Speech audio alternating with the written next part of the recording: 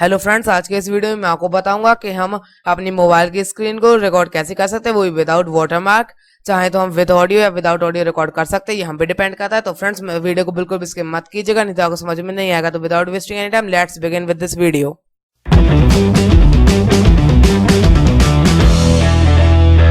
तो फ्रेंड्स, पहले हमें प्ले स्टोर में जाना है।